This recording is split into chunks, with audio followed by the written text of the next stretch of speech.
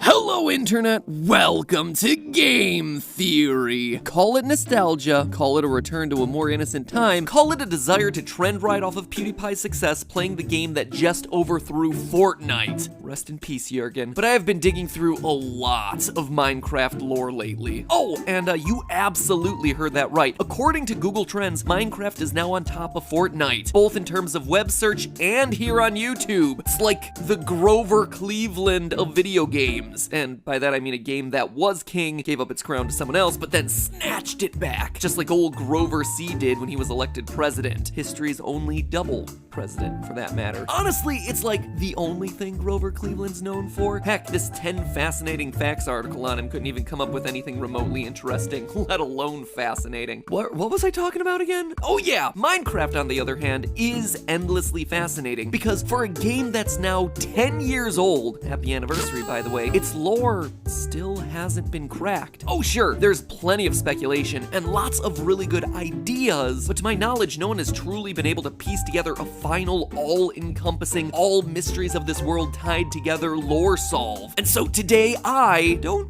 really plan on doing that. I'm not even gonna pretend. I'm starting to learn that people take it really seriously when I say stuff like, today we're solving this. So let me instead say this quite honestly to you. I'm gonna do my best to start us on a journey to solve this thing. I want to start a conversation with all of you where we can pool our knowledge and figure this out together. I want to put together my thoughts on pieces of evidence that stood out as particularly interesting to me, propose to you what I interpret that to mean, and then leave further discussion in our collective communal hands. It's a theory. It's always a theory. And like any theory, it's meant to be discussed, analyzed, criticized, added to, tested. And because it's a theory about video games, it's meant most importantly of all to be fun. And if along the way we solve some deep-seated lore mysteries, great, more power to us. These games at the end of the day are puzzles to solve. And so I'm gonna do my best to lead that charge in solving those puzzles. But I want you to be there with me every step of the way. And so our first step when it comes to solving Minecraft is tackling the Enderman. Originally programmed into the game as a joking reference to Slenderman, these tall, dark, and handsome creatures, well, just tall and dark, I guess, have become the cornerstone upon which all other lore in this game is built. Solving what the Endermen are is essential if we have any hope of truly coming to the definitive solution as to the hidden backstory of this game. And after exploring the design of survival mode, the gameplay decisions, even ancillary canonical content in books like the Mob Bestiary, surprise, surprise, I have myself a theory as to what they actually are. Admittedly, it's not a new theory, but what it lacks for in originality, it more than makes up for in evidence and observation. It is my proposal to you today that the Endermen aren't aliens, they're not ghosts. I almost thought that they were insects, but that one didn't pan out. No, what they are is human. They're brilliant humans. Humans who are in trouble, a literal fight for their lives and needed an escape. But in the process, they suffered a horrific fate, reducing them to the moaning shadows of a fallen civilization that they are now. So, in the true spirit of Minecraft, let's start building ourselves a theory, shall we? What do we know about these creatures? Well, first, we know that they're one of the game's neutral mobs, meaning that they're not going to attack you unless they're actively provoked. This is already interesting because it means that,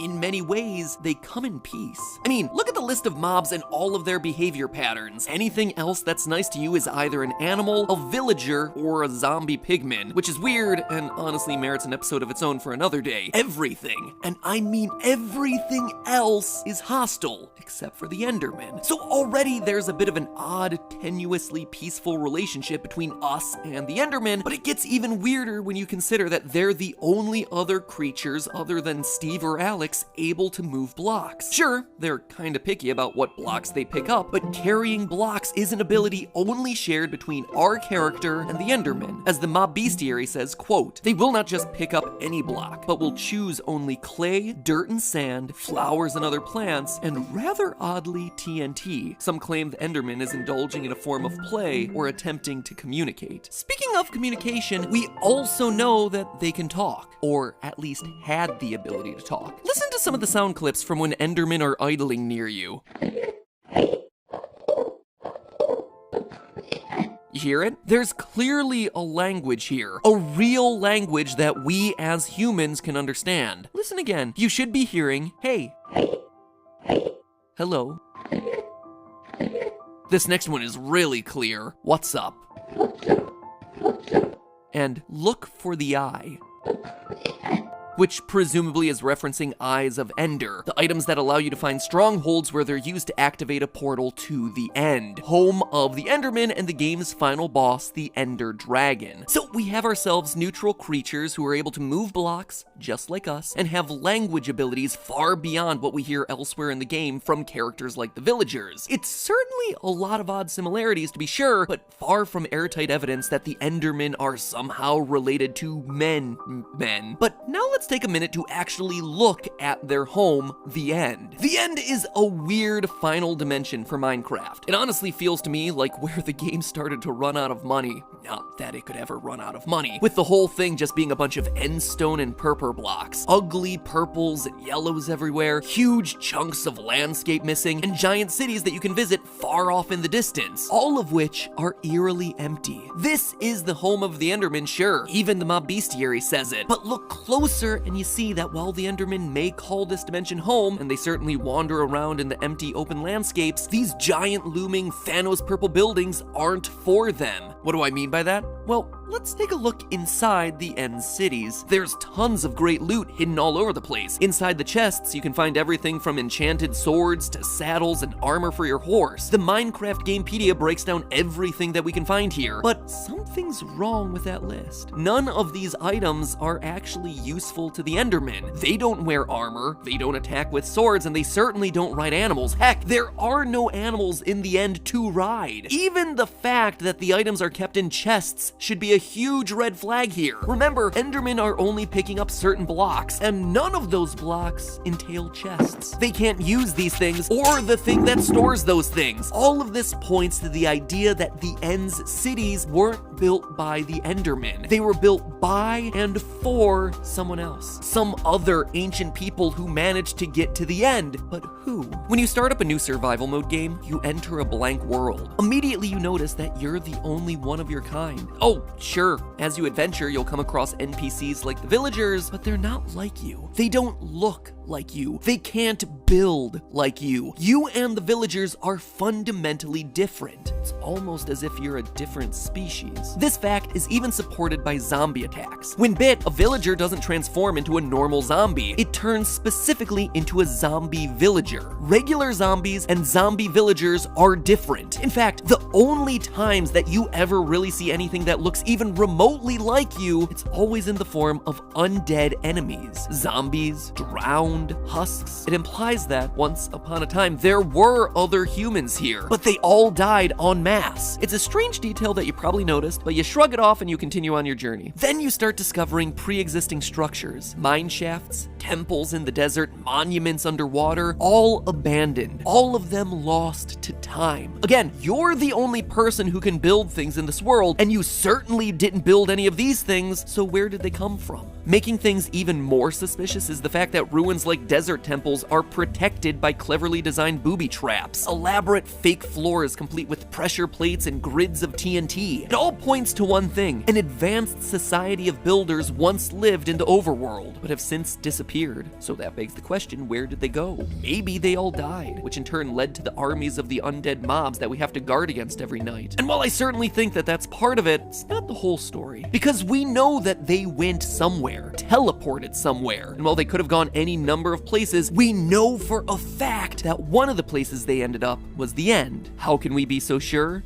Strongholds. Strongholds are the hidden ancient ruins that contain massive portals to the End. Whatever this ancient society was, they were so advanced that they could figure out how to build these things, which in turn makes them more advanced than even you, the player. In survival mode, you can't craft the end frames necessary to construct this thing. In order to travel to the End, you must find these portals hidden within the stronghold. And let's stop there for a minute. I mean, have you ever thought to question that name? Stronghold? It's a pretty odd choice. Personally, I would think it to be like the portal room, or the gateway room, or the altar, or something, anything like that. But instead, the designers of Minecraft named it Stronghold, a term that refers to a highly secure structure built for defending against attacks. And there's that idea again, an ancient civilization of advanced builders that was quickly dying. A group of builders, just like our player, who were being threatened in the overworld and needed an escape. And what they created was a portal to another dimension, the End, where, wouldn't you know it, they built cities to store the items and armor from their previous world. But there was one thing that they didn't expect, that this would be a one-way trip, that the portal would close up behind them, leaving them stranded in a strange and barren wasteland. Sure, they were safe from whatever was killing them in the overworld, but now they were trapped in a wasteland guarded by an unstoppable dragon, and they came unprepared. Based on what we see in the chests, they came in with swords and armor and horses. Effective weapons to be sure, but not against an otherworldly foe, a giant foe that flies around and attacks with towering beacons that restore its health. They couldn't defeat this thing, hence why it's still living when we arrive. And as we know from the game, the only way out of the End is through defeating the Ender Dragon. And since they couldn't, they were stuck, trapped there for generations. They learn to live in harmony with the dragon. They make a new life with whatever limited resources they have there, building homes using the strange end stones and purple blocks. They run out of food and soon have nothing to eat, so they turn to the strange chorus fruits found there. Chorus fruits which,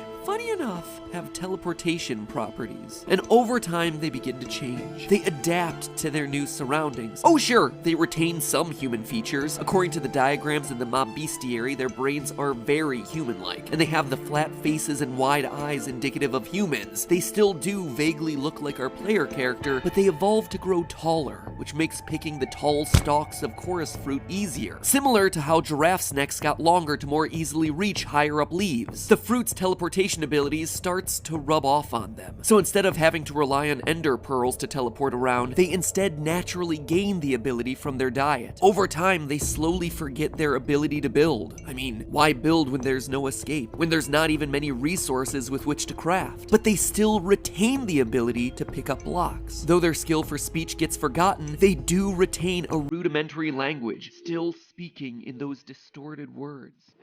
This once great builder society slowly, generation after generation, transforms into the Enderman. Even some of their memories may still remain. One odd detail of the Enderman is that wearing a pumpkin on your head prevents them from becoming aggressive. Maybe it reminds them, somewhere deep down, of a simpler time, or of the friendly golems that they would construct back on the overworld. Regardless, the civilization is stuck there. Oh sure, some are able to teleport out into the overworld or into the nether, but most are forced to live there, under the rule of the dragon. And we know this isn't by choice, because when you finally arrive in the End, when you finally defeat their oppressor, the achievement we receive is Free the End. The Endermen at this point are so far gone from the people they once were that they're no longer able to appreciate what's happened, but in defeating the dragon, you as the player have brought closure to this oppressed civilization, one that was forced to flee to a new dimension in order to survive, only to wind up trapped yet again. And that,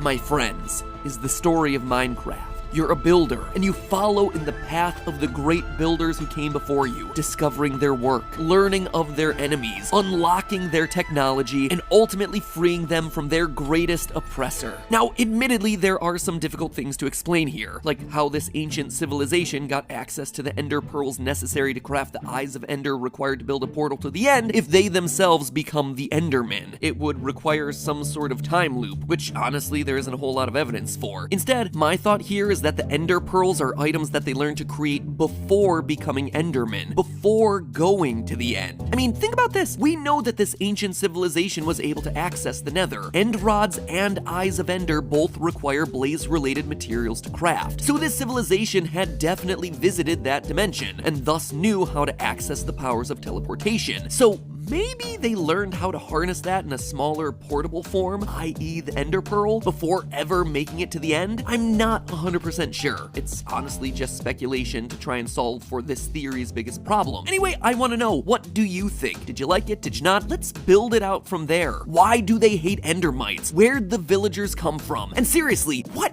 is the deal with the zombie pigman civilization? Like I said, the Endermen are just the start to the puzzle that is Minecraft, but there is still plenty more here for us to discover. So until then, remember, that's just a theory. A game theory. Thanks for watching.